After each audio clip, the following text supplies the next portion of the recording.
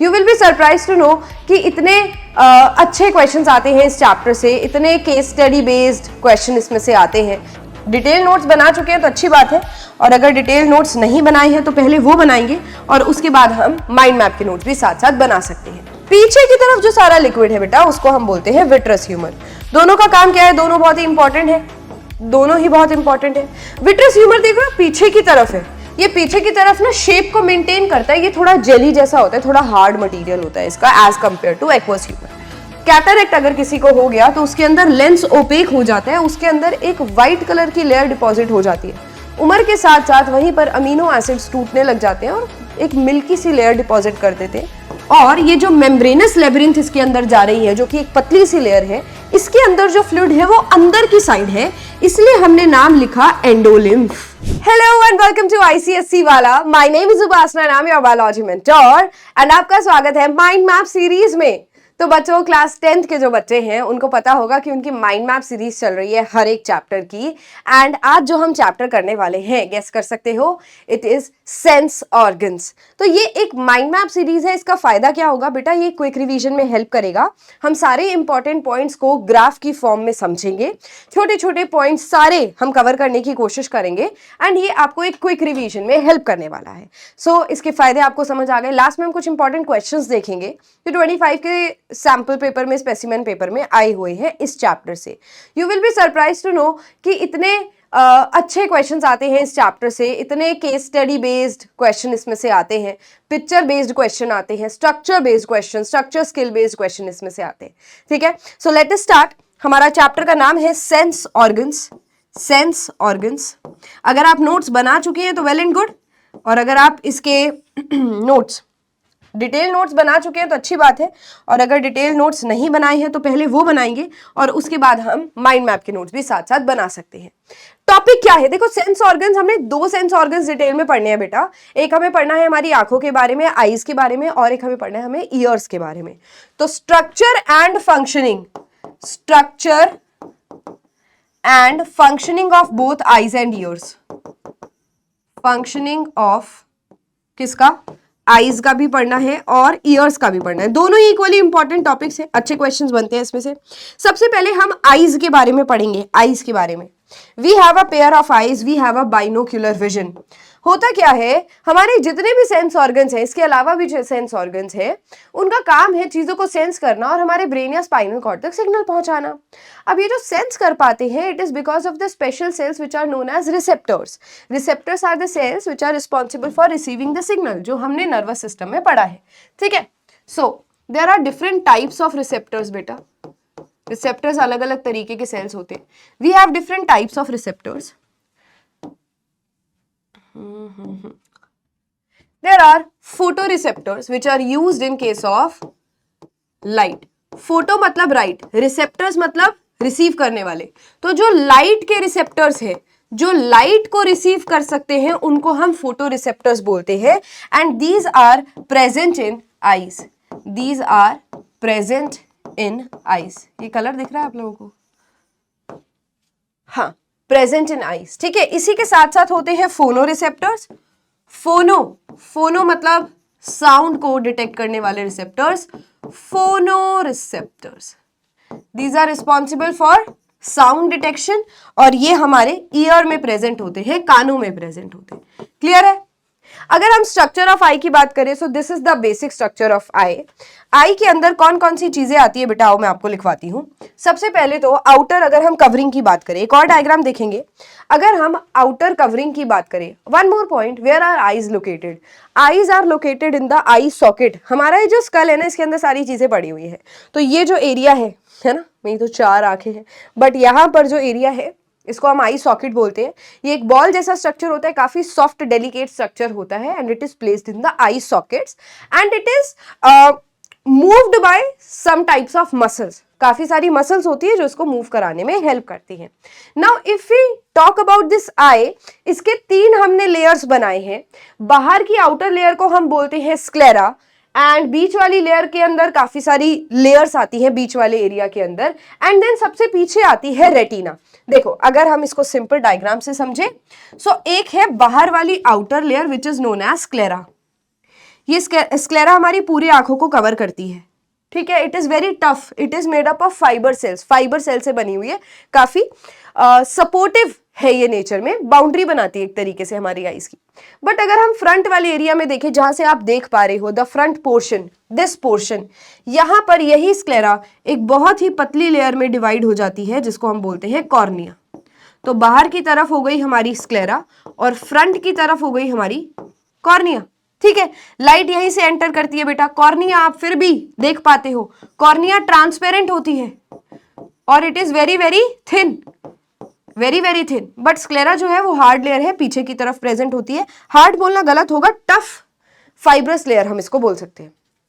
अब देखो अंदर की तरफ हमारे पास यहां पर आइरिस है। आइरिस से पहले मैं कोरोइड बनाना चाहती हूं। What is choroid?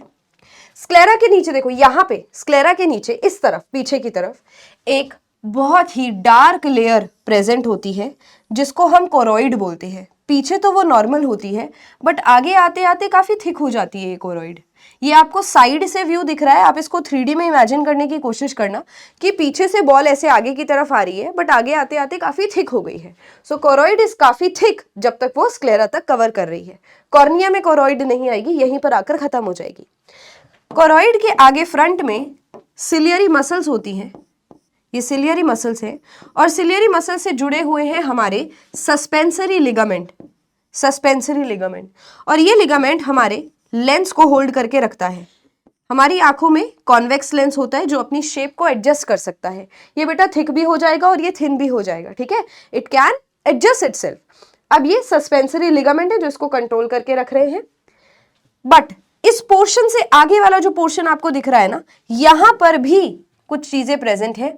आपकी आंखों का जो भी कलर होगा, black, brown, that is the colour of the iris. वो आइरिस देखो यहां सस्पेंसरी लिगामेंट के आगे सिलियरी मसल से ही अटैच्ड यहां प्रेजेंट होता है। देखो ब्राउन कलर का अगर मैं बनाऊं, या फिर इस पर्सन की ग्रीन आइज बनाए, ग्रीन आइज बनाते हैं ये बहुत ही ब्राइट ग्रीन है, जस्ट इमेजिन ना। ये देखो ये आइरिस है बेटा, जो मैंने ग्रीन कलर का बनाया है, दिस इज एक्चुअली आइरिस। और आइरिस के आगे जो आपको एक एम्प्टी जगह दिख रही है, ये है आइरिस। आइरिस के आगे आपको यहां पर एक खाली जगह दिख रही है, this is known as pupil. Pupil is actually the empty space जहां से लाइट एंटर करती है। प्यूपिल से ही लाइट एंटर करेगी। आइरिस प्यूपिल के साइज को एडजस्ट कर सकता है डिपेंडिंग ऑन कि कितनी लाइट हमारी आंखों पर पड़ रही है। आइरिस से लाइट देखो प्यूपिल के अंदर आई, आइरिस ने कंट्रोल करा प्यूपिल के साइज को, फिर वो लाइट हमारे लेंस पर पड़ती है। लेंस पर पड़ने के बाद वो जाएगी पीछे की तरफ। पीछे हमारी स्क्रीन है बेटा, जिसको हम बोलते हैं रेटिना, और रेटिना के ऊपर आपकी इमेज बनती है। इमेज हमेशा रियल और इन्वर्टेड बनती है। मान लो अगर आप एक कैंडल को देख रहे थे, तो आपकी रेटिना पे इमेज कैसी बनेगी? रियल, क्योंकि रेटिना एक स्क्रीन का काम कर रही है, और जब भी कोई इमेज स्क्रीन पर बनती है तो वो रियल होती है। एंड इट इज इन्वर्टेड, मतलब अपसाइड डाउन। मतलब अभी आपको बोर्ड कुछ ऐसा दिख रहा है, स्क्रीन कुछ ऐसी दिख रही होगी, ये आपको बोर्ड दिख रहा होगा, और ये आपको आपकी उपासना मैम दिख रही होगी यहां पर खड़ी हुई, ठीक है। तो ये आपको आपकी मैम दिख रही होगी, उल्टा दिख रहा होगा, रियल एंड इन्वर्टेड दिख रहा होगा, ठीक है। एंड यहां अगर आप इस डायग्राम में देखो, रेटिना पिगमेंटेड लेयर भी है और न्यूरल लेयर भी है। इसका मतलब क्या है? हमारी आंखों में सेल्स होते हैं, रॉड सेल्स और कॉन सेल्स। वो दोनों सेल्स हमारी आंखों की बेसिकली हम कुछ भी देख पाते हैं वो रॉड और कॉन सेल्स की वजह से देख पाते हैं। Rod sales intensity of light को पता लगाते हैं, मतलब लाइट बहुत ज्यादा है तो आपको ज्यादा दिखेगा, रात में आपको कलर्स नहीं दिखते, है ना। तो रॉड सेल्स आपको दिखा तो देते हैं कि हाँ कुछ है वहां पर, कोई फिगर है, बट कलर नहीं पहचान पाते हो। कॉन सेल्स का काम है कलर पहचानना, ठीक है। सो रॉड और कॉन सेल्स आपके रेटिना के अंदर प्रेजेंट होते हैं, और न्यूरॉन्स की लेयर होती है जो कि सिग्नल लेके जाती है हमारे ब्रेन तक। ब्रेन तक इंफॉर्मेशन जानी चाहिए ना, तो हमारी आंखों से एक ऑप्टिक नर्व जुड़ी हुई है, एक ऑप्टिक नर्व जुड़ी हुई है जो कि रेटिना से सिग्नल लेती है, बताती है रेटिना पर क्या बन रहा है, और वो हमारे ब्रेन तक पहुंचा कर आती है। तो ऑप्टिक नर्व का काम है whatever the image is formed on retina, उसको आंखों तक, ब्रेन तक पहुंचाना। राइट, क्लियर है? ये हमारा आइरिस है, this is the convex lens. बहुत ही एक ओवरव्यू के लिए मैंने आपके लिए डायग्राम बनाया है यहाँ पर। This is your ciliary muscle, suspensory ligament, suspensory ligament, ठीक है, चलो अब हम देखते हैं यहां पर ये सारे आपने डायग्राम सारी चीजें आपने पढ़ ली हैं। ठीक है, वन मोर पॉइंट, बेटा आपकी आंखों के अंदर क्या भरा होगा? सॉलिड होगा, लिक्विड होगा, कुछ तो होगा ना। सो हमारी आईज के अंदर दो चेंबर्स होते हैं, one is vitreous chamber, one is vitreous chamber and one is aqueous chamber. Aqueous chamber front में प्रेजेंट होता है कॉर्निया और लेंस के बीच में। यहां पर देखो, ये हमारा कॉन्वेक्स लेंस है, यहां आगे की तरफ ये वाला जो आपका लिक्विड सारा है, दिस इज एक्वस ह्यूमर। पीछे की तरफ जो सारा लिक्विड है बेटा, उसको हम बोलते हैं विट्रस ह्यूमर। दोनों का काम क्या है? दोनों बहुत ही इंपॉर्टेंट है, दोनों ही बहुत इंपॉर्टेंट है। विट्रस ह्यूमर देखो पीछे की तरफ है, ये पीछे की तरफ ना शेप को मेंटेन करता है, ये थोड़ा जेली जैसा होता है, थोड़ा हार्ड मटेरियल होता है इसका as compare to aqueous humour. So अगर मैं एक्वस ह्यूमर की बात करूं, so it is fluid like, बेटा पानी जैसा है। ठीक है, और इट इज वेरी न्यूट्रिशियस, इसके अंदर काफी न्यूट्रिएंट्स होते हैं जो कि इसके आसपास वाले सेल्स को न्यूट्रिएंट देने में हेल्प करते हैं। Vitreous humour between lens and retina present है, बिटवीन लेंस एंड रेटिना, आगे की तरफ नहीं है। And it is jelly like बेटा, it is jelly like, it maintains the structure of the eye. ये जो राउंड शेप है हमारे आंखों की, उसको मेंटेन करने में हेल्प करता है। नाउ वन मोर पॉइंट, हमारी जो पीछे रेटिना है उसके ऊपर काफी ज्यादा रॉड और कॉन सेल्स प्रेजेंट होते हैं। अगर मैं इसी डायग्राम में आऊं और यहां पर सारा एरिया खाली करूं, सो यू विल सी कि मैं आपको क्या बताना चाह रही हूं। देखो बेटा, ये जो हमारी पीछे रेटिना है, रेटिना कोरोइड के आगे एक स्क्रीन वाला स्ट्रक्चर होता है, स्क्रीन की तरह काम करने वाली रेटिना होती है। रेटिना काफी थिक बना दूं मैं, यहां पर कोई प्रॉब्लम तो नहीं है ना। रेटिना के अंदर काफी सारे सेल्स होते हैं जिनको हम बोलते हैं रॉड सेल्स, रॉड सेल्स, और दूसरे होते हैं कॉन सेल्स।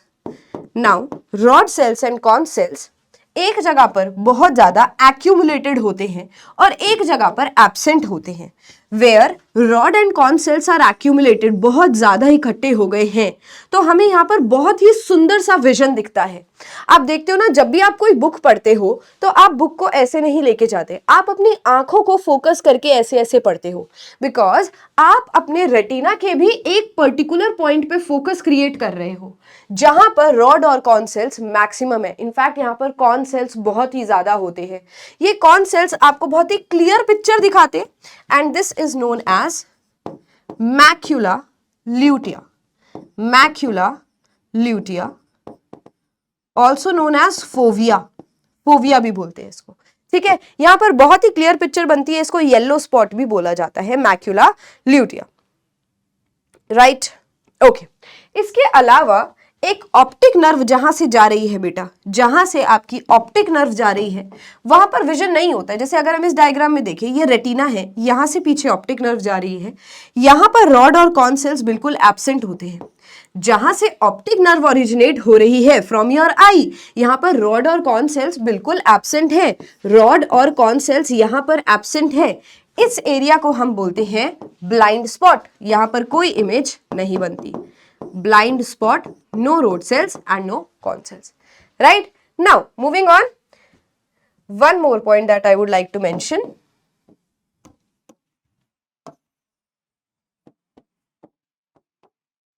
rod और con cells में क्या difference है? Rod cells are used to या detect the intensity of light, detect the intensity of light। ये नॉक्टर्नल एनिमल्स में काफी ज्यादा डेवलप्ड होते हैं, काफी ज्यादा अमाउंट में होते हैं। Cone cells responsible for detecting the colour, है ना, responsible for detecting the colour, colour को आइडेंटिफाई करने के लिए कॉन सेल्स होते हैं। रॉड सेल्स नाइट में एक्टिवेटेड होते हैं, है ना, एक्टिव मोर एट नाइट, क्योंकि हमें रात को कॉन सेल्स तो काम नहीं करेंगे ज्यादा, हमें लाइट चाहिए कॉन सेल्स को काम कराने के लिए।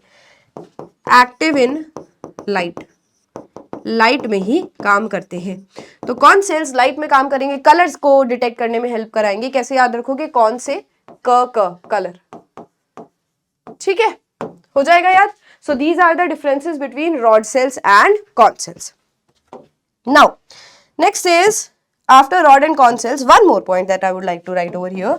बेटा ये रॉड और कॉर्न सेल्स काम कैसे करते हैं? ये ना दो चीज़ों से मिलकर बना हुआ है, रॉड सेल और कॉर्न सेल।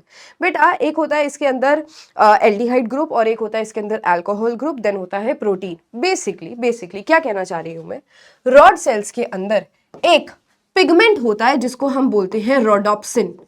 रोडोप्सिन, ये रोडोप्सिन रॉड सेल्स के अंदर हेल्प करता है लाइट की इंटेंसिटी को पता लगाने में। वहीं पर अगर हम कॉर्न सेल्स की बात करें तो इसके अंदर होता है बेटा आयोडोप्सिन। ये आयोडोप्सिन कलर को डिटेक्ट करने में हेल्प करता है, कलर को डिटेक्ट करने में हेल्प करता है। So these are the two names of the pigments. Rhodopsin rod cells के अंदर है और आयोडोप्सिन कॉर्न सेल्स के अंदर है। हालांकि आयोडोप्सिन के भी अलग अलग कलर्स होते हैं। यहाँ पर एक ग्रीन कलर को डिटेक्ट करने वाला पिगमेंट है, ब्लू कलर को डिटेक्ट करने वाला पिगमेंट है, एक रेड कलर को डिटेक्ट करने वाला भी पिगमेंट है जिसके नाम है एरिथ्रोप्सिन रेड के लिए, एंड क्लोरोप्सिन ग्रीन के लिए, एंड साइनोप्सिन ब्लू के लिए। But that is not mention. If it is given in your books तो आप जरूर इन कलर्स का नाम लिख सकते हैं, इन पिगमेंट्स का नाम लिख सकते हैं जो कि आयोडोप्सिन के पार्ट है। Right, moving on. इसके बाद आगे देखें तो आपको आइरिस के बारे में पढ़ना है कि आइरिस क्या काम करता है। आइरिस जो है that is responsible for adjusting the size of the प्यूपिल। जैसे कि ये माइंड मैप है तो हम इतना डेप्थ में नहीं जाएंगे, बट हाँ जरूर इंपॉर्टेंट पॉइंट्स को डिस्कस करेंगे। इस पिक्चर से आपको समझ आ रहा होगा, इस पिक्चर में आपको तीन कंडीशंस दिख रही हैं। ये तो बिल्कुल नॉर्मल लाइट वाली कंडीशन है। ये ब्लैक वाला जो एरिया है दैट इज प्यूपिल। यहाँ पर आपको प्यूपिल बहुत छोटा दिख रहा है, यहाँ पर आपको प्यूपिल बहुत बड़ा दिख रहा है। बेटा iris is responsible for adjusting the size of the प्यूपिल। अब आइरिस के अंदर कलर तो है ही है, मेलेनिन डिसाइड्स द कलर। आपकी आंखों का जितना, जैसे जितना ब्लैक कलर है, जितना ब्राउन कलर है, मतलब आंखों के सेल्स में काफी ज्यादा मेलेनिन बन रहा है। जिनकी आंखों का कलर ब्लू होता है, ग्रीन होता है, इट इज नॉट बिकॉज कि उनकी आंखों के अंदर ये पिगमेंट्स है, इट इज बिकॉज उनकी आंखों में मेलेनिन बहुत कम है। तो जब लाइट आपकी आंखों पे पड़ रही है, उन लोगों की आंखों पे पड़ रही है, तो वो ब्लू अपीयर करती है। फॉर एग्जाम्पल आपने फिजिक्स में पढ़ा है दैट स्काई का कलर एक्चुअल ब्लू नहीं है, sky appears to be blue. Same way these coloured eyes appears to be blue or green or hazel green because of the less melanin. Got it? Now if I talk about the muscles in the iris, भाई iris अपने आप तो काम नहीं करेगा, उसके अंदर muscle cells होंगे तभी वो मूवमेंट कराएंगे। दो तरीके के मसल सेल्स आपको आपके आइरिस में मिलते हैं, ठीक है? कौन कौन से? एक तो होते हैं बेटा हमारे पास सर्कुलर मसल्स जो सर्कुलर पोजीशन में प्रेजेंट है, लाइक दिस। जो सर्कुलर पोजीशन में प्रेजेंट है ना, इनको हम सर्कुलर मसल्स बोलेंगे, और जो रेडियस की तरह प्रेजेंट है उनको हम रेडियल मसल्स बोलेंगे। Very clear, these are radial muscles. Radial muscles तो दोनों काम करते हैं। देखो, जब हमें प्यूपिल के साइज को छोटा करना है तो आपकी सर्कुलर मसल्स कॉन्ट्रैक्ट हो जाती हैं। You can see the arrow here, ये एरो किसकी तरफ जा रहा है? सर्कुलर मसल्स तक जा रहा है। तो ये circular muscles, very simple point, अगर आप मेरे डायग्राम से देखो, इस होल को अगर आपने छोटा करना है तो क्यों ना इसके पास की जो मसल्स हैं उसको हम कॉन्ट्रैक्ट करा दें। तो यहां पे सर्कुलर मसल्स कॉन्ट्रैक्ट करती हैं जब हमें प्यूपिल को कॉन्ट्रैक्ट कराना है, छोटा कराना है। Pupil reduces in size as circular muscles contract. जैसे ही सर्कुलर मसल कॉन्ट्रैक्ट करेंगे प्यूपिल का साइज छोटा हो जाएगा। बट अगर हम डिम लाइट में पहुंच जाते हैं, जहां पर अंधेरा है और आप चाहते हो आपका प्यूपिल एक्सपैंड करे ताकि ज्यादा लाइट आपकी रेटिना पर पहुंच सके, in that case radial muscles जो है वो कॉन्ट्रैक्ट करेंगी और सर्कुलर मसल्स रिलैक्स करेंगी। अपोजिट हो जाएगा, बिल्कुल, है ना? अपोजिट हो जाएगा। जैसे यहां आपकी बाहर की तरफ जो रेडियल मसल्स है, दीज विल कॉन्ट्रैक्ट, ये पीछे की तरफ जाएंगी और ये सर्कुलर मसल रिलैक्स कर जाएगी, तब जाकर आपका प्यूपिल का साइज एक्सपैंड हो जाएगा। Now some points about iris जहां से क्वेश्चन बनते हैं। आइरिस का मतलब क्या होता है? Iris is actually the coloured pigment वाला जगह जो कलर डिसाइड कर रहा है। देन आइरिस का मेन फंक्शन है प्यूपिल के साइज को कंट्रोल करना, काफी बार डिस्कस करा हमने। नाउ प्यूपिल का मतलब है प्यूपा, प्यूपा आया है, प्यूपा का मतलब होता है डॉल, तो वहां से हमने इसका नाम रखा है। Now iris is also known as extension of the choroid. One more point, जब हमने ये डायग्राम देखा था तो बेटा देखो, जो हमारा आइरिस है आगे की तरफ जो आपको दिख रहा है यहाँ ग्रीन कलर वाला आइरिस, ये आप देख रहे हो कोरोइड से ही अटैच्ड है। So we can say that it is the extension of the choroid. Choroid cornea तक जाते जाते आगे आइरिस में आइरिस फॉर्म करता है, आइरिस वहीं से अटैच्ड है। Then it covers the lens partially, आधा कवर करता है क्योंकि बीच में तो प्यूपिल है, ऊपर और नीचे आपका आइरिस होगा, बीच में प्यूपिल होगा। इसके अंदर एक सर्कुलर ओपनिंग होती है जिसको प्यूपिल बोलते हैं। Blue brown are the black colours, जो भी है ये सारे प्यूपिल के हैं। आइरिस के अंदर रेडियल मसल्स होती हैं to widen and circular muscles होती है to constrict the pupil. Then the adjustment regulates the amount of light entering the eye. Pupil का साइज कितना है वो डिसाइड करेगा amount of light entering. Now next question is that how do we see, हम देखते कैसे हैं? तो हम देखते हैं सबसे पहले entry of light rays. Light rays या तो दूर से आ रही होंगी हमारी आंखों में, मान लो ये एक ऑब्जेक्ट है बेटा, let's draw the candle again, ये एक ऑब्जेक्ट है, तो या तो दूर से हमारे आंखों में लाइट रेज आ रही होंगी या फिर पास से आ रही होंगी। पास के केस में लाइट रेज ऐसे आती हैं, दूर से लाइट रेज पैरेलल हो जाती हैं, ये फिजिक्स में आपने पढ़ा होगा। तो सबसे पहले तो लाइट रेज की एंट्री होगी, उसके बाद आते हैं हमारे लेंस, आंखों के लेंस। जब देखो हमारी आई की लेंस, हमारे पास कौन सा लेंस है? कॉन्वेक्स लेंस है, कॉन्वेक्स लेंस है। जब भी लेट्स जस्ट से ये मैंने एक लेंस बनाया और यहां पीछे बेटा हमारी आंखें की स्क्रीन है जिसको हम बोलते हैं रेटिना। यहां से लाइट रे आ रही है, जब दूर से लाइट रे आती है तो ये हमारा लेंस क्या कर जाएगा? फ्लैट हो जाएगा, फ्लैट। जब दूर से लाइट रेज आ रही है ये फ्लैट हो जाएगा बेटा, और ये यहां पर कॉन्वर्ज करके इमेज को बना देगा। ठीक है, जब हमारी लाइट रेज बहुत ही पास से आ रही हैं, let me draw it again for you. यहां पर अगर मैं लेंस की बात करूं, अगर लाइट रेज पास से ही आ रही हैं, पास से ही आ रही हैं, तो ये बहुत ज्यादा थिक हो जाता है, ये बहुत ज्यादा छोटा हो जाता है, फ्लैट का अपोजिट हो जाता है। लेंस इज नाउ थिक जब इमेज नियर है, जब ऑब्जेक्ट से लाइट रेज पास से आ रही है। So how it will appear, ऊपर वाला डायग्राम देखो, यहां पर अभी हमारा लेंस कैसा हो जाएगा? दूर से आ रही है ना, तो ये आपको फ्लैट होता हुआ दिखेगा, या फिर अगर हम इसको अलग से बना दे तो ऐसा होता दिखेगा बेटा। ये ऐसे कन्वर्ट हो जाएगा हमारा लेंस जब दूर से आ रही है, बट जब पास से आ रही है तो ये और भी ज्यादा थिक हो जाता है, लाइक दिस। मान लो ये पहले ऐसा कुछ था बट अब ये कन्वर्ट होकर काफी ज्यादा थिक हो गया, क्योंकि इसको कन्वर्ज करना है, ये कन्वर्जिंग लेंस है, इसको हाई पावर के साथ लाइट रेज को यहां कन्वर्ज करना पड़ेगा ताकि ये रेटिना पर इमेज बना सके। सो ये छोटे से पॉइंट्स इसको आप याद कर लेंगे, इसी से आपके सारे आंसर्स निकलेंगे। देन तीसरा क्या होगा? Transmission of nerve impulses from retina to brain. ये हमारी रेटिना थी, रेटिना के ऊपर जैसे ही इमेज आती है तो वो बेटा न्यूरॉन से कनेक्टेड है, ऑप्टिक नर्व सिग्नल लेकर जाती है हमारे ब्रेन को। Interpretation by the brain, brain बताता है कि आप क्या देख रहे हैं। Next is accommodation, viewing objects in sharp focus. Accommodation मतलब जब हम कुछ टाइम के लिए हमारी लाइट की रेज को एक फोकस पर रखते हैं। जैसे काफी बार होता है कि आप कुछ देखते हो और जैसे ही आप वहां से अपने हेड को हटा लेते हो, अपनी आंखों को वहां से हटा लेते हो, बहुत ही कम सेकंड्स के लिए वो पिक्चर आपकी आंखों पर रह जाती है। That is actually 1/16 of a second. That is accommodation. The process of focusing the eye to see objects at different distances is called accommodation. Distant vision के लिए लेंस फ्लैट होता है, थिन होता है, और नियर विजन के लिए lens becomes flat. जो हमने यहाँ शॉर्ट फॉर्म में लिख दिया, same point it is. Now it is controlled. हमारे लेंस को कौन कंट्रोल कर रहा है? सिलियरी मसल्स और सस्पेंसरी लिगामेंट। सिलियरी मसल और सस्पेंसरी लिगामेंट। आओ एक बार इसको भी देख लें बेटा। ये हमारा लेंस है, यहां पर आपकी सिलियरी मसल्स है और उसके नीचे इमेजिन आपके सस्पेंसरी लिगामेंट है। सिलियरी मसल्स और ये है हमारे सस्पेंसरी लिगामेंट। अभी अगर हमें सस्पेंसरी लिगामेंट से हम सीखेंगे, सिलियरी मसल्स एग्जैक्ट उसके अपोजिट कंडीशन में होती है। अगर ये सस्पेंसरी लिगामेंट लेंस को लंबा करना चाहते हैं तो ये बेटा कॉन्ट्रैक्ट हो जाएंगे, खिंच जाएंगे। So in this case suspensory ligaments are contracted.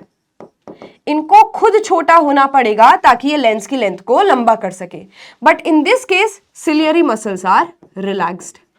वहीं पर अगर हम इस केस में बात करें, यहां पर हमारे सस्पेंसरी लिगामेंट रिलैक्स कर जाएंगे, बेटा ये रिलैक्स होंगे तब जाकर हमारा लेंस जो है वो थिक हो जाएगा, but in this case ciliary muscles का अपोजिट होगा, वो कॉन्ट्रैक्टेड कंडीशन में होंगे। ठीक है, now moving on, there is a portion of the defects of the eye के कुछ डिफेक्ट्स दिए हुए हैं उसके अंदर। हम सबको, काफी सारे बच्चों को चश्मा लगा हुआ है, मुझे भी चश्मा लगा हुआ है। सो व्हाट हैपेंस, जब हमें ब्लैक बोर्ड नहीं दिखता या दूर का नहीं दिखता, that is known as myopia. तो मायोपिया कंडीशन की सबसे पहले बात करेंगे। मायोपिया एक ऐसी कंडीशन है जिसमें हमें दूर के ऑब्जेक्ट्स ठीक से नहीं दिखते हैं। तो लाइट रेज जब हमारी आंखों पर आ रही है तो पिक्चर रेटिना पर नहीं बन रही, रेटिना के पीछे बन रही है। सो रीड इट, जो दूर से ऑब्जेक्ट है वो ब्लर हो गए और जो इमेज है वो रेटिना के सामने बन रही है। It is formed in the front of the retina, बेटा रेटिना के पीछे नहीं, रेटिना के आगे बन रही है। अब इसके रीजन क्या है? रीजन ये हो सकते हैं, जब दूर से ऑब्जेक्ट आ रहा था तो हमारे लेंस को फ्लैट होना चाहिए था, तब जाकर बहुत अच्छे से ये हमें इमेज दिखा पाता, बट ये फ्लैट नहीं होता और लाइट रेज को पहले ही कन्वर्ज कर देता है। रेटिना यहां पर है, रेटिना के पहले ही इसने लाइट रेज को कन्वर्ज कर दिया। सो this is the case of myopia, this is the problem in case of myopia. एक दूसरा रीजन भी इसका ये हो सकता है कि हमारी आई बॉल की शेप ऐसे नॉर्मल ओवल होनी चाहिए थी, बट अगर वो और ज्यादा एक्सटेंड हो जाए, कुछ ऐसी हो जाए हमारी आई की शेप, तो भी मायोपिया हो सकता है। रीड करो इसको, the eyeball is lengthened from front to back. Lengthened ये नॉर्मल कंडीशन है, बट ऐसे हमारी आंख हो गई, लेंथेंड हो गई, तो भी हमें मायोपिया हो सकता है। या फिर lens is too curved, flat होने की बजाय लेंस अभी भी काफी थिक है। अब हम इसको ठीक कैसे कर सकते हैं, यहां से इंपॉर्टेंट क्वेश्चन बनता है। आपसे पूछा जाता है व्हाट इज द करेक्शन, तो बेटा हमारी आंखों के लिए, जिनको दूर का नहीं दिखता, बोर्ड का नहीं दिखता, उनके लिए कनकेव या डाइवर्जिंग लेंस यूज किया जा सकता है। वहीं पर हाइपरोपिया इसका बिल्कुल अपोजिट है। इसको पहले हाइपरमेट्रोपिया बोलते थे, but now it is known as hyperopia. इसमें पास के ऑब्जेक्ट्स आपको ध्यान से ब्लरी दिखते हैं, पास के ऑब्जेक्ट्स ठीक से नहीं दिखते हैं और इमेज रेटिना के पीछे बन रही है। अब इसके क्या रीजन हो सकते हैं? इसका रीजन ये है कि ये हमारी नॉर्मल आई बॉल है, बट अगर वो इलोंगेटेड हो गई, हमारी आंखें, आई बॉल इलोंगेटेड हो गई, तो ये रीजन हो सकता है। या फिर one more condition can happen कि लेंस जो है वो फ्लैट ही रह गया, वापस कन्वर्ज हुआ ही नहीं। उसको कन्वर्ज होना था, थिक होना था, बट वो हो नहीं पाया। Now it can be corrected by using convex lens, converging lens भी बोलते हैं इसको, और इसमें जो पावर आती है वो प्लस में आती है। अब कई लोगों को बुढ़ापे में 40 के बाद ये दोनों बीमारियां हो जाती हैं, दूर का भी नहीं दिखता और पास का भी नहीं दिखता। इसको हम प्रेस बायोपिया बोलते हैं। प्रेस बायोपिया और हाइपरोपिया काफी सिमिलर है, बहुत ज्यादा सिमिलर है, बस इसके जो कारण है वो डिफरेंट है। जैसे प्रेस बायोपिया ओल्डर पीपल में एज की वजह से हमें दिख सकती है। यहां पर लेंस अपनी फ्लेक्सिबिलिटी सिलियरी मसल्स के कमजोर होने की वजह से दिखाता है, जहां पर फार साइटेडनेस हो जाएगी, यानी कि आपको पास का नहीं दिखेगा, दूर का दिखेगा। It can also be corrected by convex lens. In some cases बेटा दोनों कंडीशन भी हो सकती हैं। कुछ केसेस में लोगों को पास का और दूर का दोनों का नहीं दिखेगा, ना ही मायोपिया, ना ही नहीं, दोनों हो जाएगा, मायोपिया प्लस हाइपरोपिया हो जाएगा। तो आपने देखा होगा कि कुछ ओल्ड लोग होते हैं, उनके चश्मे के अंदर वो ऐसे रीड करते हैं, जब कुछ भी पढ़ते हैं तो ऐसे नीचे देख के पढ़ते हैं, और दूर का देखते हैं तो वो ऐसे देखते हैं। उनकी आंखों में दोनों लेंस लगाए जाते हैं if they are suffering from myopia and hyperopia both. Otherwise it is just like hyperopia, या फिर दोनों एक साथ हो सकते हैं। That is the condition of presbyopia. Now some other defects are astigmatism. अगर आपका नंबर सिलेंड्रिकल है, आप अपना नंबर चेक कराते होगे डॉक्टर से, उसमें सिलेंड्रिकल आता होगा, that is a case of astigmatism. ये किस वजह से होता है? Object are seen in focus while others are blurred due to the uneven curvature of the cornea. बेटा इसका कारण है कॉर्निया का ही अनइवन कर्वेचर। कॉर्निया बिल्कुल स्मूथ होनी चाहिए। Cornea 6 layer of epithelial cell से मिलकर बनी हुई है। अब उसके कुछ सेल्स डैमेज हो सकते हैं और उसकी लेयर ऊबर खाबड़ हो सकती है, ऊपर नीचे हो सकती है, but it can be corrected bye cylindrical lens. इस पेज के अंदर आपको छोटे छोटे जो पॉइंट्स दिख रहे हैं, वहां से काफी क्वेश्चंस बन सकते हैं, तो इसीलिए हम इसको एक क्विक रिवीजन में डाल रहे हैं ताकि आप कोई भी पॉइंट मिस ना करो। अगर मैं बात करूं स्क्विंट की, स्क्विंट एक ऐसी बीमारी है, या तो क्रॉस आई हो सकता है या फिर वाइड आई हो सकता है।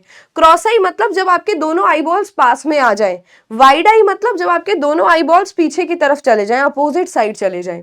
नाउ इसको ठीक कैसे कर सकते हैं, या तो सर्जरी होगी या फिर डॉक्टर्स कुछ एक्सरसाइज रेकमेंड करते हैं, उससे हम इसको ठीक कर सकते हैं। नाइट ब्लाइंडनेस, नाइट ब्लाइंडनेस नाम से ही पता चल रहा है कि रात में आपको ठीक से नहीं दिखता ना। रात में जो सेल्स एक्टिवेटेड थे वो रॉड सेल्स थे। रॉड सेल्स के लिए उनके अंदर जो पिगमेंट है रोडोप्सिन, बेटा उसको कंटिन्यू रखने के लिए हमारी बॉडी के अंदर विटामिन ए होता है। अब हम विटामिन ए की डेफिशिएंसी से अगर गुजर रहे हैं, किसी के अंदर विटामिन ए की डेफिशिएंसी हो गई, बहुत ज्यादा डेफिशिएंसी हो गई, तो अगर विटामिन ए की डेफिशिएंसी हो गई, विटामिन ए को रेटिनल भी बोलते हैं बेटा, रेटिनल, ठीक है। तो अगर विटामिन ए की डेफिशिएंसी हो गई, रेटिनॉल बोलते हैं, अगर विटामिन ए की डेफिशिएंसी हो गई तो इन दैट केस हमारी आंखों में रॉड सेल्स की कमी हो जाती है, हमें रात को ठीक से नहीं दिखता है। एंड क्या लिखा है इससे पहले, due to non formation of the pigment visual purple. Visual purple is other name for rhodopsin. Visual purple rhodopsin का ही दूसरा नेम है, रोडोप्सिन। तो इसकी अगर कमी हो गई तो हमें नाइट ब्लाइंडनेस हो जाती है। Now coming to cataract. Cataract को हिंदी में मोतियाबिंद बोलते हैं। ये एक ओल्ड लोगों में होने वाली बीमारी है and it is because of the ओपेकनेस। ओपेकनेस समझते हो, आर पार नहीं दिखना, दैट इज ओपेक। हमारे लेंस बिल्कुल ट्रांसपेरेंट होने चाहिए कि आर पार हमें दिखे, बट हमारे कैटरेक्ट अगर किसी को हो गया तो उसके अंदर लेंस ओपेक हो जाता है, उसके अंदर एक व्हाइट कलर की लेयर डिपॉजिट हो जाती है। उम्र के साथ साथ वहीं पर अमीनो एसिड्स टूटने लग जाते हैं और एक मिल्की सी लेयर डिपॉजिट कर देते हैं, और वो मिल्की लेयर हमें पहले धुंधला दिखाती है, बट अगर ये बीमारी ज्यादा हो गई तो पर्सन ब्लाइंड भी हो सकता है। ओल्ड एज में देखने को मिलता है, इसकी सर्जरी बहुत ज्यादा की जाती है, आजकल बहुत कॉमन हो गया है ये, and it can be corrected bye spectacles with high convex lens. Now last is your color blindness. Now color blindness is genetic disease. ये जन्म से होने वाली बीमारी है। ये काफी ज्यादा मेल्स के अंदर दिखती है, फीमेल्स के अंदर नहीं दिखती। मेल्स के अंदर बहुत ज्यादा दिखेगी बेटा एज कंपेयर टू फीमेल्स, ठीक है। एंड इसके अंदर कलर ब्लाइंडनेस मतलब रेड और ग्रीन में डिफरेंशिएट करना डिफिकल्ट हो जाता है ना। रेड एंड ग्रीन अलग अलग आपको नहीं दिखते, रेड और ग्रीन में डिफरेंशिएट करना डिफिकल्ट हो जाएगा कलर ब्लाइंडनेस के अंदर। So these were some of the defects. इसमें क्वेश्चन ही आ सकते हैं कि डिफेक्ट का कारण क्या है और फिर डिफेक्ट को ठीक कैसे किया जा सकता है, specially in case of myopia and hyperopia. यहाँ पर ज्यादा क्वेश्चन बनते हैं, यहाँ पर 1 मार्क के क्वेश्चन बनते हैं। नाउ आफ्टर द करेक्शन, अब हम देखेंगे बेटा क्वेश्चन जो आपका आया हुआ है from this particular topic of eye. Eye से कौन सा आपका क्वेश्चन आया हुआ है। Now Chris was watching the display of fireworks in the sky. You have to trace the pathway of the light rays using the following terms. तो आपको कोई अगर पर्सन या आप भी अगर फायरवर्क देख रहे हो, यानी कि आप पटाखे देख रहे हो जलते हुए, तो क्या पैटर्न रहेगा, पाथवे रहेगा। तो सबसे पहले अगर हम डायग्राम बनाएं तो कॉर्निया से लाइट एंटर करती है, राइट। तो कॉर्निया सबसे पहले आना चाहिए। कॉर्निया के बाद वो लाइट रेज प्यूपिल के अंदर जाएंगी। हम अपना एक फ्लो चार्ट बनाएंगे, उसके बाद हम समझेंगे। कॉर्निया से प्यूपिल, प्यूपिल कहाँ प्रेजेंट है, एक्वस ह्यूमर में है।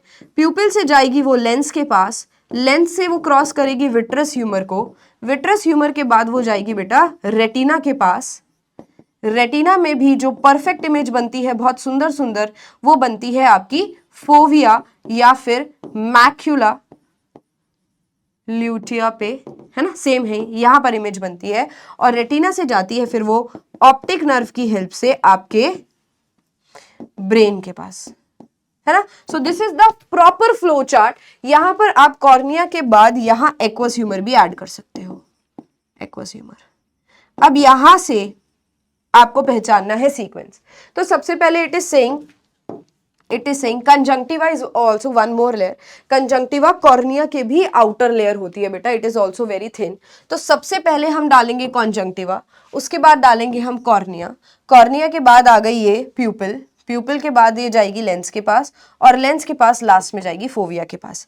अब जिन बच्चों को कंजंक्टिवा नहीं पता है, let me tell you, let me take back to the diagram once, क्योंकि अब ये टर्म आ ही गई है तो क्यों ना हम इसको यहीं डिस्कस कर लें। बेटा कॉर्निया के बाहर एक और बहुत ही पतली सी थिन लेयर होती है जिसको हम कंजंक्टिवा बोलते हैं। अगर इस लेयर के अंदर काफी बार इन्फेक्शन होने के चांसेस भी होते हैं और अगर इन्फेक्शन हो जाता है तो उसको हम बोलते हैं conjunctivitis, conjunctivitis. So conjunctiva is the outer most layer, बहुत ही पतली सी आउटर मोस्ट लेयर होती है फॉर आई प्रोटेक्शन। डन। अब हम आ जाते हैं हमारे ईयर के ऊपर। आंखों में पढ़ लिया, जो भी होना था डिफेक्ट्स पढ़ लिए। अब हम बात करेंगे हमारे ह्यूमन ईयर की।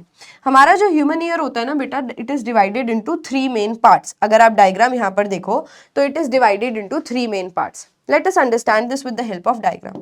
एक तो बाहर का कान है जो आपको दिख रहा है, आउटर ईयर। एक फिर आ जाता है आपका मिडल ईयर जो आपको नहीं दिखेगा, और फिर आता है इनर ईयर, और वो काफी अंदर की साइड है, as the names are telling us, right? अब ये जो बोन है जिसके अंदर हमारे कान पड़े हुए हैं, है ना, अंदर की तरफ, ऐसे इमेजिन करो यहाँ पर हमारे स्कल एक बोन है, उसके अंदर ड्रिल मशीन से हमने छेद किया और कानों को बनाया। तो जो बोन है जिसके अंदर होल किया गया है उसको हम टेम्पोरल बोन बोलते हैं बेटा, राइट? नाउ अगर मैं आउटर ईयर की बात करूं तो ये हमारे पास हमारे एक पिन्ना है ना, पिन्ना के अंदर एक कैनाल जा रहा है, और वो कैनाल आगे जाकर एंड करता है एक पतली सी ईयर ड्रम में। ईयर ड्रम को हिंदी में बोला जाता है कान का पर्दा। काफी बार बोला जाता है कि आप अगर बहुत तेज कोई आवाज सुनते हो तो पॉसिबिलिटी है कि आपका कान का पर्दा फट जाए। It is known as eardrum, और एक और इसका नाम है टिम्पैनम। यहां पर ये जो पाइप जैसा स्ट्रक्चर जा रहा है इसको हम बोलते हैं ऑडिटरी कैनाल। ऑडिटरी मतलब सुनने के लिए, कैनाल मतलब एक खाली जगह, राइट? तो पाइप जैसी जगह।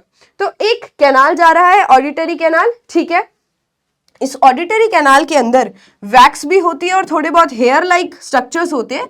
ये प्रोटेक्शन के लिए है basically, and these 3 things are forming our outer ear. ये सारी चीजें हमारे बाहर के कान बनाने के लिए रिस्पॉन्सिबल है। अगर हम बात करें मिडल ईयर की, तो मिडल ईयर आपको यहाँ पर कुछ इधर दिख रहा है, this is your middle ear. और ध्यान से देखोगे तो मिडल ईयर के बाहर एक और लंबी सी ट्यूब भी जा रही है।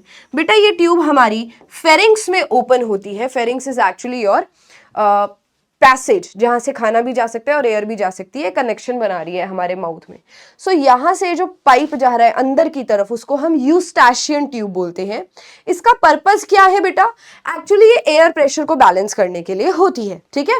सो यूस्टैशियन ट्यूब बैलेंसेस द एयर, और ये यूस्टैशियन ट्यूब कहां से ओरिजिनेट हो रही है? मिडल ईयर से ओरिजिनेट हो रही है। This is your middle ear. Middle ear के अंदर 3 छोटी छोटी बोन्स प्रेजेंट होती हैं जिसको हम बोलते हैं मेलियस, इनकस और स्टेपीज। ये आपकी मेलियस है, फिर उसके बाद बीच में है एक इनकस, और फिर बहुत ही छोटी एक चावल के दाने जितनी छोटी लेयर होती है जिसको हम बोलते हैं स्टेपीज। इनके 2 और नाम हैं, इनके 2 नाम हैं एक्चुअली, एक तो मेलियस, इनकस और स्टेपीज, और एक है हैमर, एनविल और स्टेरम। इन तीनों को मिलाकर हम ईयर ऑसिकल्स भी बोलते हैं। तीनों को हम ईयर ऑसिकल्स भी बोलते हैं, राइट? Ear ossicles. नाउ उसके अंदर आ जाते हैं तो हमें मिलता है इनर ईयर। इनर ईयर एक एलियन की तरह आपको दिखता है। मेरा पेन गिर गया guys, just a second. Inner ear आपको एक एलियन की तरह दिखता है बेटा। यहां पर 2 काम हो रहे हैं। एक तो ये कोक्लिया पार्ट है जो हियरिंग के लिए रिस्पॉन्सिबल है, आपको जो आवाज आ रही है वो बताता है, और उसी के ऊपर बेटा सेमी सर्कुलर कैनाल और वेस्टिब्यूल 2 एरिया है। One is this semi circular canal, और एक ये एरिया जिसको वेस्टिब्यूल बोलते हैं। ये ऊपर वाले जो 2 पार्ट्स दिख रहे हैं ना आपको, ये इक्विलिब्रियम और बैलेंसिंग के लिए रिस्पॉन्सिबल होता है। हमारे कान 2 काम कर रहे हैं। अभी तो सुनने का काम तो कर ही रहे हैं बेटा, बट साथ ही साथ बैलेंसिंग का काम कर रहे हैं, जो आपके लिए शायद नया होगा। बैलेंसिंग के लिए हमारे इनर ईयर के ये 2 पार्ट्स रिस्पॉन्सिबल होते हैं, ठीक है। कैसे रिस्पॉन्सिबल होते हैं that I will tell you, and the functioning I will tell you. So these are the important labellings जो हमें इस डायग्राम में समझनी थी। नाउ लेट अस ड्रॉ छोटा सा फ्लो चार्ट जिसमें हम स्ट्रक्चर ऑफ ईयर को अच्छे से समझ पाए, ठीक है। अगर मैं बात करूं यहाँ पर तो वी हैव आउटर ईयर जिसमें एक ऑडिटरी कैनाल है, और आउटर ईयर जिसमें 3 पार्ट्स आपको दिख रहे हैं। वन इज पिन्ना, एक बेटा पिन्ना है, एक ऑडिटरी कैनाल है, और सबसे अंदर है ईयर ड्रम जिसको हम टिम्पैनम भी बोलते हैं। तो जब भी आप सुनते हो तो कानों के ईयर ड्रम से ईयर ड्रम तक वाइब्रेशंस जानी चाहिए। तो मान लो यहां से साउंड आ रही है, मेरी साउंड आ रही है, कोई भी म्यूजिक की साउंड आ रही है, वाइब्रेशंस क्या होती है? एयर के मॉलिक्यूल्स जब मूव करते हैं, है ना, दैट इज वाइब्रेशन। कहीं पर ज्यादा इकट्ठे हो जाते हैं, कहीं पर कम।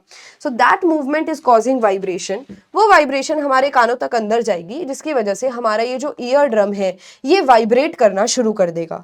तो अब सीक्वेंस क्या रहेगी? सबसे पहले पिन्ना, फिर उसके बाद ऑडिटरी कैनाल, फिर ईयर ड्रम, ठीक है, यहां तक गई। फिर बीच वाले ईयर में, मिडल ईयर में, ये हमारा आउटर ईयर है बेटा, यहां पर हम लिखेंगे मिडल ईयर। मिडल ईयर में 3 बोन्स हैं जिनको ईयर ऑसिकल्स बोलते हैं। ईयर ऑसिकल्स, है ना। तो सबसे पहले जो बोन आती है इसका नाम है हैमर, ये हैमर जैसी होती है, हथौड़े जैसी होती है। फिर आता है बेटा एनविल, ठीक है, और लास्ट में एक चावल जितनी बोन आती है जिसको हम बोलते हैं स्टिरअप। हैमर, एनविल, स्टिरअप, ये तीनों बोन्स वाइब्रेट करती हैं और ये तीनों एम्पलीफाई कर देती हैं साउंड को। इनका फंक्शन क्या है? Basically amplification of sound, sound को बढ़ा देना, एम्पलीफिकेशन ऑफ साउंड। जैसे ये साउंड को बढ़ा देंगी, हमारे अंदर जो कोक्लिया पार्ट है which is responsible for hearing, बेटा ये कोक्लिया पार्ट पर ये वाइब्रेशन स्ट्राइक करती हैं और कोक्लिया के अंदर सेल्स होते हैं जिनको हम बोलते हैं सेंसरी सेल्स या फिर organ of Corti, organ of Corti. ये organ of Corti cells neuron से कनेक्टेड है, नर्व से कनेक्टेड है। तो ऑर्गन ऑफ कॉर्टाई तक वाइब्रेशन जब पहुंची तब हमारे नर्व सेल्स तक वो वाइब्रेशन पहुंची और ब्रेन तक हमें आवाज चली गई। कोक्लिया का ही पार्ट था सुनने का। इसके अलावा इसके ऊपर जो स्ट्रक्चर प्रेजेंट होता है जिसको हम बोलते हैं वेस्टिब्यूल, है ना। वेस्टिब्यूल के बाद बेटा 3 सेमी सर्कुलर कैनाल्स हैं जो एक दूसरे के 90 डिग्री पर प्लेस्ड होती हैं, एक ऐसे होगी और एक ऐसे होगी। तो ये तीनों सेमी सर्कुलर कैनाल्स हैं और इसके जो नीचे एरिया है which is known as vestibule, बेटा ये बैलेंसिंग के लिए रिस्पॉन्सिबल होती है, ठीक है। ये हमारी बॉडी में हमारे जैसे हम जब भी ग्रेविटी के अगेंस्ट काम कर रहे हैं तो ये हमें हेल्प करती हैं। अब देखो ये दोनों भी अलग अलग इसलिए हैं क्योंकि ये जो सेमी सर्कुलर कैनाल है ये डायनामिक इक्विलिब्रियम में हेल्प कर रही है। यानी कि जब हम घूम रहे हैं, है ना, गोल गोल घूम रहे हैं, कथक डांस कर रहे हैं, जब हम गोल गोल घूमते हैं, कथक करते हैं, उसके बाद हमें थोड़े बहुत चक्कर आते हैं क्योंकि बेटा ये सेमी सर्कुलर कैनाल है, ये डायनामिक इक्विलिब्रियम में हेल्प कर रही है और इसके अंदर फ्लूइड होता है। वो फ्लूइड वाइब्रेट करता है और बैलेंसिंग में हेल्प करता है, हमारा ब्रेन तक सिग्नल जाएगा। इसके अंदर फ्लूइड वाइब्रेट होने से सेल्स वाइब्रेट होते हैं, वो सेल्स हमारे ब्रेन तक सिग्नल पहुंचाते हैं और ब्रेन इनवॉलंटरीली हमारा बैलेंस मेंटेन करता है।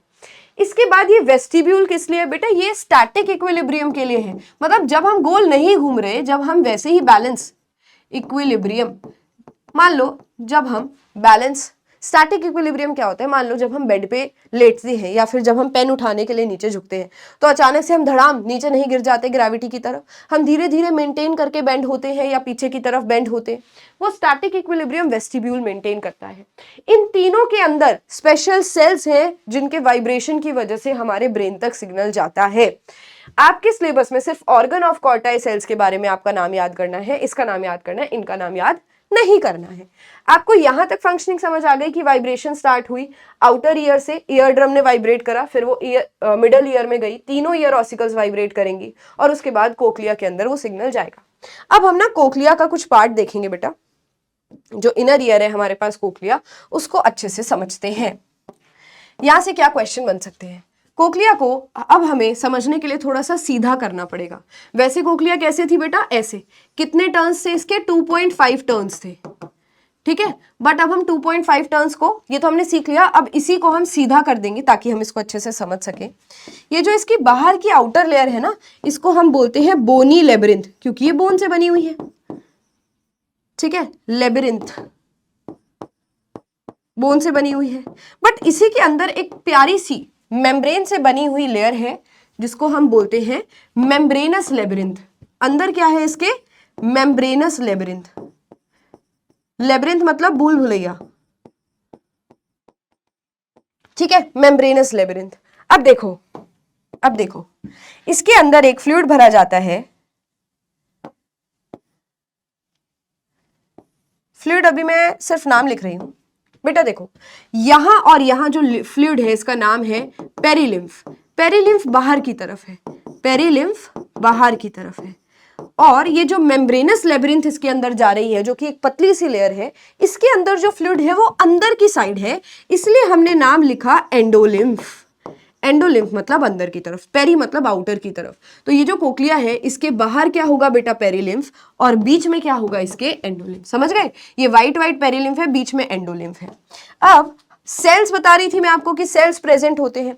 ये फ्लूइड वाइब्रेट करता है बोन्स के वाइब्रेट होने से, और फिर इन फ्लूइड के वाइब्रेट होने से यहां मेम्ब्रेनस लेबिरिंथ के ऊपर सेल्स प्रेजेंट होते हैं जिनको ऑर्गन ऑफ कॉर्टाई बोला जाता है। ऑर्गन ऑफ कॉर्टाई, बेटा फ्लूइड के वाइब्रेट होने से ये सेंसरी सेल्स वाइब्रेट होते हैं और यहाँ से जो न्यूरॉन्स कनेक्टेड होंगे वो ब्रेन तक सिग्नल लेके जाएंगे कि कोई आवाज आ रही है। So did you understand the basic concept कि यहाँ हो क्या रहा है? जिस मेम्ब्रेन के ऊपर आपको ये ऑर्गन ऑफ कॉर्टाई सेल्स बैठे हुए दिखते हैं, इसको हम बोलते हैं basement membrane, basilar membrane, actually basilar membrane. Basilar, basement पे है ना, बेस पर है ना ये, तो नाम रखेंगे हम इसका basilar membrane. Very simple point, सिर्फ इंपॉर्टेंट पॉइंट्स हम यहाँ पर डिस्कस करें। अब होता क्या है बेटा, इमेजिन इस डायग्राम में देखो, ये जो हमारी सबसे छोटी लेयर है, सबसे छोटी बोन है जिसको हम स्टेपीज बोलते हैं, ये वाइब्रेट करती है, धक्का मारती है। बट ये जो धक्का मार रही है ये कोक्लिया के पेरिलिम्फ पर धक्का मारती है। यहां पर आ जाओ, कोक्लिया के, देखो मैंने क्या बोला, यहां पर बेटा स्टेपीज है, ठीक है, यहां पर ये स्टेपीज है, ये यहां धक्का मार रही है और यहां पर एक विंडो लगी हुई है, पेरिलिम्फ के बाहर एक विंडो लगी हुई है जिसको बोलते हैं oval window. So what is oval window? Oval window is the area where stapes sense its vibration and it is connected with the perilymph of the cochlea. ठीक है, ओवल विंडो पे वाइब्रेशन आई। अब ये जो फ्लूइड है perilymph, ये move करेगा, पेरिलिम्फ का फ्लूइड मूव करेगा, बदले में एंडोलिम्फ मूव करेगा। एंडोलिम्फ का फ्लूइड मूव करने की वजह से ये organ of Corti cells move करेंगे और हमारा सिग्नल जाएगा ब्रेन की तरफ। कुछ बच्चों की बुक्स में एक और बात लिखी हुई है, एक और मेम्ब्रेन होती है बेटा यहाँ पर जिसको हम